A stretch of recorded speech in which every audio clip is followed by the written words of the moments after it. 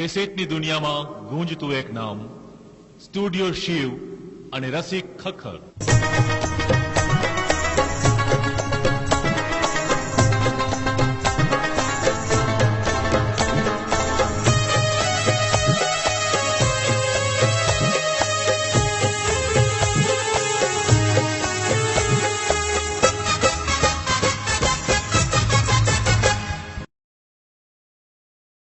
હાસ્યની દુનિયાના મારા કરોડપતિ શ્રોતાઓને સાંઈરામના સીતારામ. દ્રષ્ટિ કરો એટલે ગમે ત્યાંથી હાસ્ય મળે. ગોંડલની ઊભી બજારે હમણાં મને એક જણાએ પૂછેલું, મને કે સાંઈરામ તમે ભૂદેવ છો? મેં કીધું હા, કાયદેસર ગોંડલનો ડિલક્સ બ્રાહ્મણ.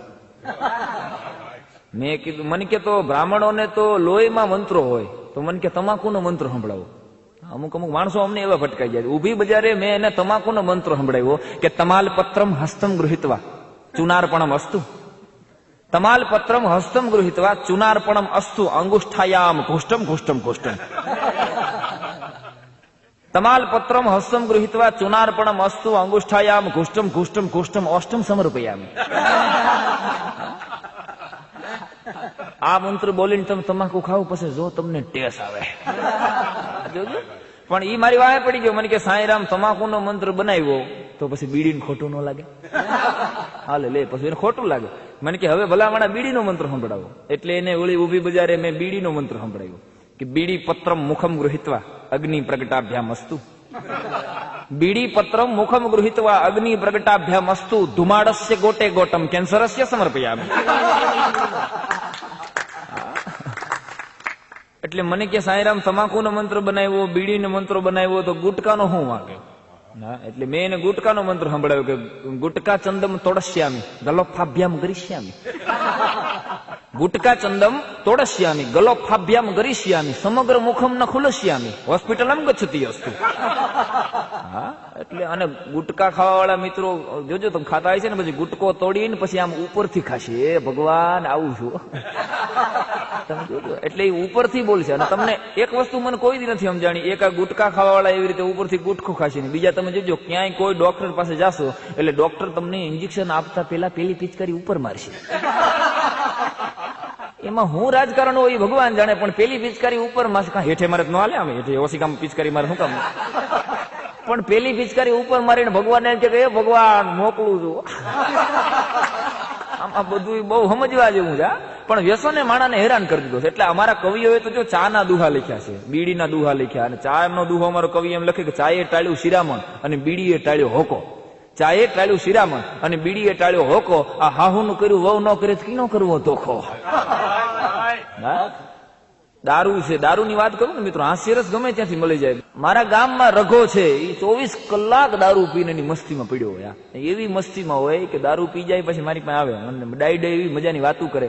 હમણાં રઘો મારી પાસે આવ્યો, મને કે હે સાંઈરામ હિલા સકતા હે તો ગિરનાર કો હિલા કે દેખ. હા, આવીને મને કે હે સાંઈરામ हिला सकता है तो गिरनार को हिला के देख, वरना आ मेरे पास 2 घूंट पी और गिरनार को हिलता हुआ देख. આવી અઘરી આઈટમ. હવે એમાં રઘો મને કે સાંઈરામ, અને પાછું મારી પાસે આવે ને મને શું કે ખબર, સાંઈરામ ગમે એટલો દારૂ પીવો પણ લિમિટમાં. હા, એક વાત એની કે ગમે એટલો દારૂ પીવો પણ લિમિટ, ગમે એટલો જુગાર રમો પણ લિમિટ. મારી એની લિમિટ હોય. મેં કીધું ખોડા ક્યાં? પણ મને કે સાંઈરામ મારે ગામમાં માન મેળવવું હોય તો શું કરવું? મેં કીધું જો રઘા, માન મેળવવું હોય તો ગામમાં કોઈ અકસ્માત થાય ત્યારે તારે કંઈક સેવા કરવી, કાંઈક કોકની એવી સેવા કરવી, એટલે તારું ઓટોમેટિક માન વધી જાય. બરાબર બન્યું એવું કે અમારા ગામમાં 2 અઠવાડિયા પછી આગ લાગી એક મકાનમાં. હવે અમે બધા બહાર ઉભેલા, કોઈ અંદર જવા તૈયાર નહીં. રઘવાયો હોય ગયો, શું થયું? મેં કીધું આગ લાગી. ધૂમ કરતો એ બાયણામાં પાટું મારીને અંદર ઘીર્યો. અંદર જઈને 2 જણાને ઉપાડીને બહાર લઈ આવ્યો. અમે બધા સાવાસ લેવા મળ્યા, વાહ દોસ્ત રઘા કામ કરજો. 2 જણાની જિંદગી બચાવી. થોડીક વારમાં પીએસઆઈ સાહેબની જીપ આવી. જીપ આવીને પીએસઆઈ સાહેબ કે આ 2 જણાને બહાર કોને કાઢ્યા? તો અમે બધા પોરસથી કીધું. મેં કીધું સાહેબ એક દારૂડિયાએ 2 જણાની જિંદગી બચાવી, જોવો. તે પીએસઆઈ સાહેબ મને કે ક્યાં એ દારૂડિયો? મેં કીધું આ રહ્યો. તે પીએસઆઈ એને પકડીને કે જિંદગીની ક્યાં દિવસ આ બંબાવાળાને કાઢી એવો.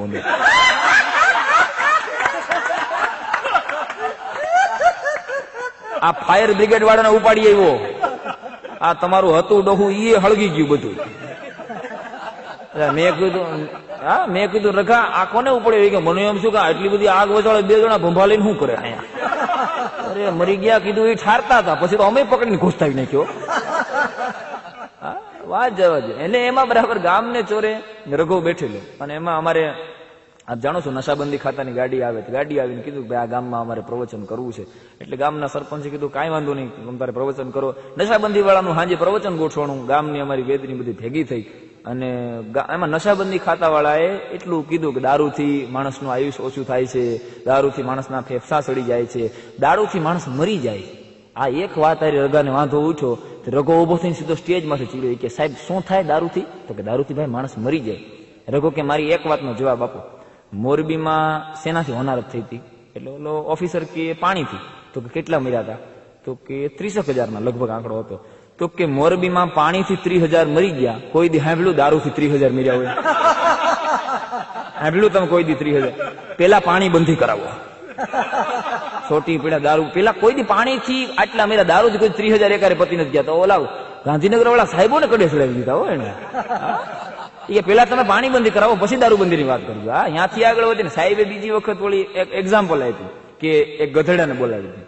એટલે કોઈ કુંભાર અમારા ગામનો ગધેડો લઈને આવ્યો, પછી 2 ડોલ મૂકી, એમાં એક ડોલમાં પાણી ભરીને રાખ્યું અને બીજા ડોલમાં દારૂ ભરીને રાખ્યું. પછી કે ગધેડાને કીધું પીએ. એટલે ગધેડો, સ્વાભાવિક છે ગધેડો પાણી પીવા માંડે. એટલે ઓલા અધિકારીને ઉદાહરણ આપવું હતું કે જોયું મિત્રો, આ ગધેડો પણ દારૂ નથી પીતો. શું કામ? રઘો કે ગધેડો છે એટલે.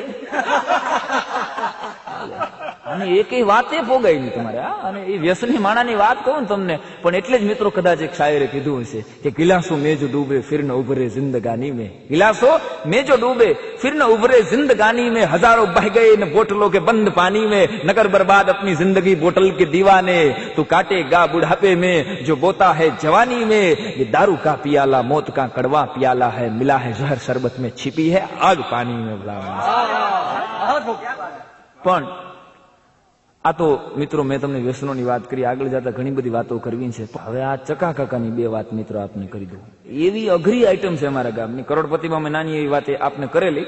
હવે ચકા કાકા એટલી એવી અઘરી આઈટમ છે કે મને 1 કલાક ચકા કાકા મારી બાજુ બેહે ને એટલે મને છાતીમાં દુખવા માંડ્યો. એવી અઘરી આઈટમ. હમણાં ચકા કાકાને ડાબા હાથમાં ફ્રેક્ચર થયેલું. એટલે મેં પૂછ્યું, મેં કીધું કાકા આ ફ્રેક્ચર ડાબા હાથમાં કેમ કરતા થયું? મને કે યાર મશીનમાં હાથ આવી ગયું. મેં કીધું સારું કર્યું ડાબો હાથ આવ્યો, જમણો હાથ આવ્યો તો લખત કેવી રીતે, ખાત કેવી રીતે? તો ચક્કા કાકા મને કે એમ તો બુદ્ધિ છે હો. હા, આવ્યો તો જમણો જ, કાઢીને ડાબો નાખ્યો. અને હમણાં ચક્કા કાકા અમારે ગોંડલમાં રૂપાલી સ્ટુડિયો છે, તો ત્યાં આવ્યા. મને કે સાંઈરામ આપણે પાસપોર્ટ ફોટો પાડાવવો. એટલે મેં ઓલા રૂપાલી સ્ટુડિયો વાળાને કીધું, મેં અમારા વડીલ છે, સારો ફોટો પાડી દે. અંદર જઈને ઓલાએ તૈયારી કરી. ફોટો પાડવાની તૈયારી કરતો તો ત્યાં ચક્કા કાકા કે એમ નહીં, પાસપોર્ટ ફોટો પડાવવો છે ને એમાં જોડા આવી જવા જોઈએ અમારા. કાકા મેં કીધું પાસપોર્ટ ફોટામાં જોડા થોડા આવે કે નહીં? જોડા હાટું ફોટો પડાવવો છે આપણે. પણ મેં કીધું તો આખો પડાવ. આખો નહીં, પાસપોર્ટ જ. પાસપોર્ટ ફોટામાં જોડા આવી જાય તો પૈસા દઈશ, અંદર 1 કાવડિયું નહીં દઉં. તો ઓલા રૂપાલી સ્ટુડિયો વાળા રાજુભાઈ પરસ્યો વળી ગયો. મેં કીધું એમ કરો, આ એમ નહીં સમજી, એક કામ કરો જોડા કાઢો. પછી જોડા કાઢીને માથા ઉપર રાખી દે, ફોટો પાડી પાડ્યો ને. તમારે જોડાનું કામ છે ને? મને કે એ બરાબર લ્યો. આમ ફોટો પડાવ્યો. પણ આની વાત કરું ને, આ ચકા કાકા હમણાં ઇલેક્ટ્રિક સ્ટોરે ગયા. ઇલેક્ટ્રિક સ્ટોરેજ એની કે કાળો બલ્બ આપો, કાળો. તે અમારે ભોલા ઇલેક્ટ્રિક વાળો કે પણ કાકા કાળા બલ્બ નું કરવું છે હું? સફેદ બલ્બ લઈ જાઓ, લાલ લઈ જાઓ, પીળો લઈ જાઓ, ગુલાબી કલરના લઈ જાઓ. એ કે નહીં કાળો બલ્બ આપો, કાળો કીધું ને. એટલે ઓલો ઇલેક્ટ્રિક વાળો કે પણ તમારે કાળા બલ્બ નું કરવું શું? એ કયો? એ કે અંધારું કરવું છે. હવે અંધારા કરવા હાટું કાળા બલ્બ ગોતે. બોલો હવે આ આઈટમ. પણ એની ટેવી કે ગામડેથી આવે અને ગોંડલમાં સવારના પોરના 9 વાગ્યામાં ગમે એ મોટી દુકાનમાં જઈ અને 5-7 જોડી કપડા વિખાવે, 5-7 જોડી ગમે એ વસ્તુ વિખાવે. સવારના પૂરમાં બોણી માટે ઓલાને એમ છે બહુ મોટો ગ્રાહક આવ્યો એટલે એને ચા પાણી પાઈ લે, ચા પાણી ધૂંબો ભરીને હાલતું થઈ જાય. જઈને વિખાવે ગમે. અને હમણાંની એક વાત કરું, ખેડૂત ડેકોરમાં જઈને ઇલેક્ટ્રિકની દુકાન હતી ને કે રેડિયો બતાવો હારા માયલો. એટલે ઓલાને એમ થયું પેલો ગ્રાહક છે 9 વાગે પેલા કાકા કે ચા પાણી પીવો. એટલે ચા પાણી ટટકાર્યા. હવે આ તો ખાલી ચા પીવા જ આવ્યા હતા. પછી ઓલા કીધું રેડિયો કેટલાનો છે? તો કે 500 રૂપિયાનો રેડિયો છે. એટલે કાકા હાવ અડધો જ કપ માંડે કે 300 રૂપિયામાં દેવો. ઓલો સવારના પોરમાં હોય કે, અને પાછો તૈયારી કે આલ્યો કાકા 300 માં ઉપાડો. કાકા મૂંઝાઈ ગયા, કારણ કે ખિસ્સામાં 50 રૂપિયા ટોટલ પડ્યા હતા. એને તો ખાલી હું ચા પીવી હતી. એટલે પછી કે 300 માં મંડાઈ ગયો ઓલો. હા, કે 300 માં ઉપાડો કાકા, તમે દિવસો ને હાલો બોણી કરો. એટલે ઓલા રેડિયો પેક કરી દીધો. પછી કાકાએ નાખણી કરી, એ સાંભળજો. ચક્કા કાકા કે પણ એમ નહીં, આ રેડિયામાં બધા સ્ટેશન આવે? હા કાકા આમાં બધા સ્ટેશન આવે. તો કેમ આ રેડિયામાં પોલીસ સ્ટેશન આવશે? ઈ થોડું આવે. તો લે અચ્છા, તો આ રેડિયામાં બસ સ્ટેશન આવશે? એટલે કે કાકા ઈ થોડું આમ આવે. તો આ રેડિયામાં રેલવે સ્ટેશન આવશે? ઈ ભાઈ કાંઈ ન આવે. તો તારો રેડિયો મારે નકામો ભલા મારે. કોઈ વાતે એને તમે પોગો નહીં.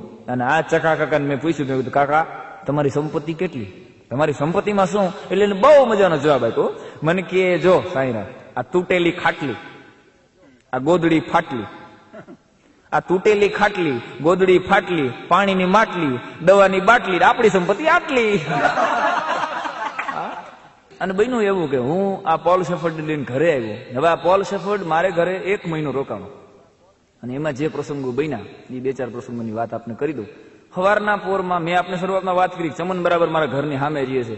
સવારના પોરમાં ઉઠીને આ પોલ શેફર્ડ બ્રશ કરતો હતો, સામે ચમનને દાંતણ કરતો હતો. તે ચમનને જોઈને પોલ શેફર્ડે કીધું હેલો ગુડ મોર્નિંગ. એટલે ચમનને હાવ થમ્સઅપ, ચમન તો થમ્સઅપ બધું સમજ્યું ડાયરો. એને સામે જવાબ આપ્યો, એ કે હું ચમન જીવા.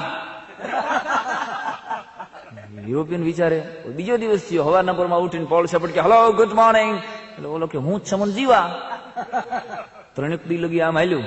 આ ગુડ મોર્નિંગ કીએ અને ચમન સામે ચમન જીવા કે. પછી ચમન મારી પાસે આવ્યું, મને કે સાંઈરામભાઈ આ તમારી ઘરે ધોળિયો આવ્યો છે ને સવારના પોરમાં ઉઠીને મને ક્યાંક કહે છે.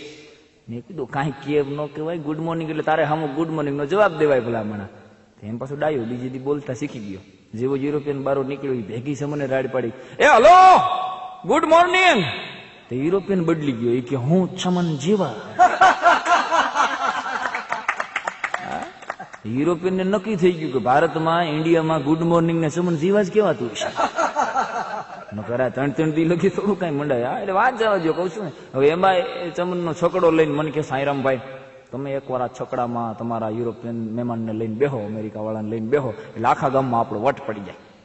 મેં કીધું આમાં વટ ન પડાય, આ તારો છોકરો નહીં જો છકડો અમને હેઠા નાખી દે તો મરવી નાખશે. મને કે નહીં તમે એકવાર બેહો. તો છકડામાં હું અમેરિકન મિત્રને લઈને બેઠો. અમે ગામની સીમમાં પહોંચ્યા, ત્યાં છકડો બંધ પડ્યો. હવે પછી અમે બે હમુનમું કરતા હતા, ચાલુ કરતા હતા. કે આ અમેરિકને બરાબર આ ચમનને પૂછ્યું કે હે Chaman what is problem man. આને ગુજરાતીમાં ટાંટિયા ટૂંકા પડે, આને અંગ્રેજી ફાડી શરૂ. એને અંગ્રેજી શરૂ કરી કે માય છકડા ઇઝ નોટ હિલિંગ, માય છકડા ઇઝ નોટ હિલિંગ, માય છકડા is not dulling but only ભોપવાઈટ કરીને કે. એટલે મેં કીધું તું આ ભોપવાઈટ બંધ કર. આ મને કેમ શું છે આપણે આ એમ પેલા વેલા વીખ્યું એટલે થોડી ઘણી ભૂલ થાય છે. એટલે પણ આ અઘરી આઈટમ કઉ છું ને, એમાં આ પોલ શેફર્ડ રોકાણો. હવે એ પાછો મગજનો થોડોક તુંડ મિજાજી માણા. સવારના પોરમાં ઉઠીને મેં તુલસી ક્યારે દીવો પ્રગટાવ્યો. મેં દીવો પ્રગટાવ્યો એટલે પોલ શેફર્ડ મારી પાસે આવ્યું કે હે Sairam what are you doing ma'am. મેં કીધું ભાઈ આ તુલસી છે ને એ અમારી માં છે, એટલે અમે એની પૂજા કરીએ. મને કે એજ્યુકેટેડ માણસ થઈને તમે આવી વાતોમાં માનો છો ભલા માણસ? એમ કરીને એને દીવો ઠારી નાખ્યો. દીવો ઠારી અને તુલસીનો છોડ ઉપાડી લીધો કુંડામાંથી, અને પોતાનો બુસ્કોટ કાઢીને આખા શરીરમાં તુલસીનો છોડ ઢળી લીધો. હા હા હા